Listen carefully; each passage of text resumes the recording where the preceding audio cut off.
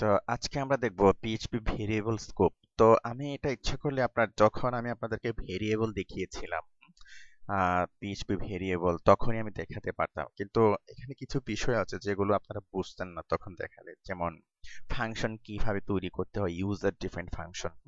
এগুলো না শিখে যদি তখন দেখাতাম তখন হয়তো আপনাদের কিছুটা অন্যরকম মনে হতো। তো যার কারণে আমি আজকে দেখাচ্ছি বিষয়টা। এখন তারপরে আমরা সুপার গ্লোবাল ভেরিয়েবল সম্পর্কে জানবো।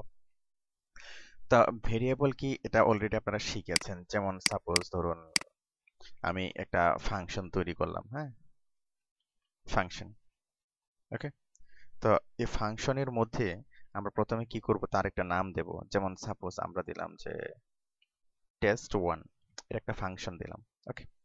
তো এই ফাংশনের ভিতরে আমি কিছু লিখব। যেমন সাপোজ ধরুন আমি একটা ভেরিয়েবল ডিক্লেয়ার করলাম, suppose A. A equal to দিলাম আমরা 5। ওকে।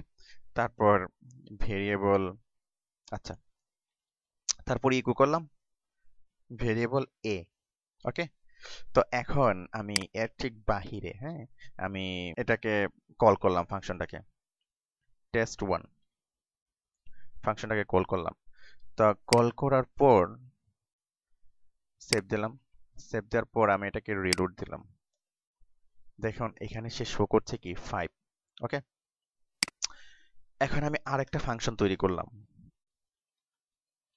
Function test two. ওকে।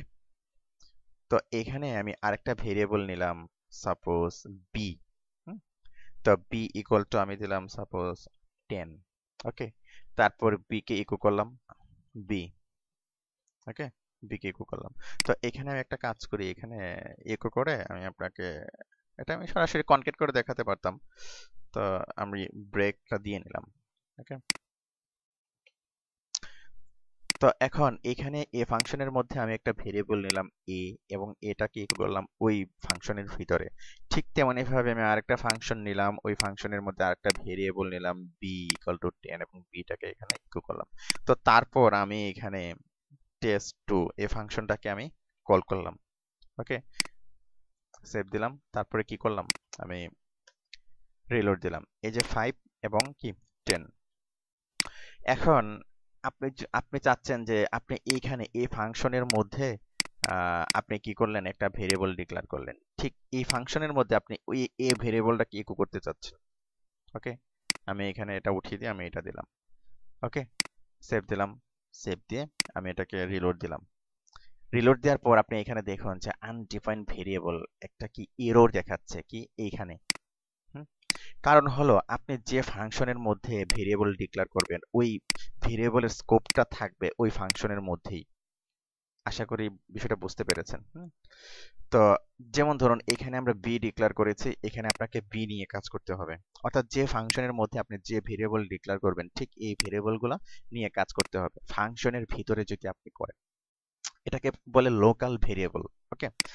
তারপরে আরেকটা ভেরিয়েবল আছে গ্লোবাল ভেরিয়েবল। সেটা হলো এই যে ফাংশনের ভিতরে আমরা করলাম, আমরা এখন কি করব, ফাংশন বাহিরে কিছু ভেরিয়েবল নেব। ওকে। যেমন সাপোজ ধরুন আমরা নিলাম এক্স ইকুয়াল টু, আমরা নিলাম সাপোজ ধরেন 15। হুম, 15 নিলাম।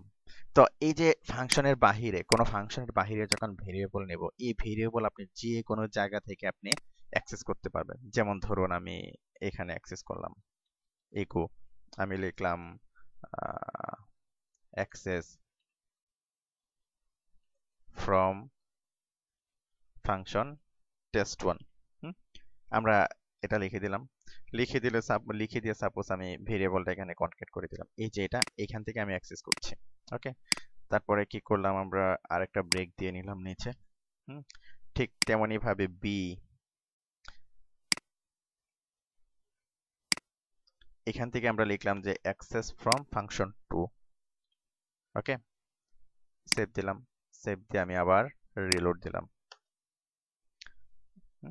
তো এখানে এররটা দেখাচ্ছে সে, কারণ হলো, তো এই যে আমরা গ্লোবাল এটা ডিক্লেয়ার করেছি, এটা আমরা গ্লোবাল করে নিইনি, হ্যাঁ।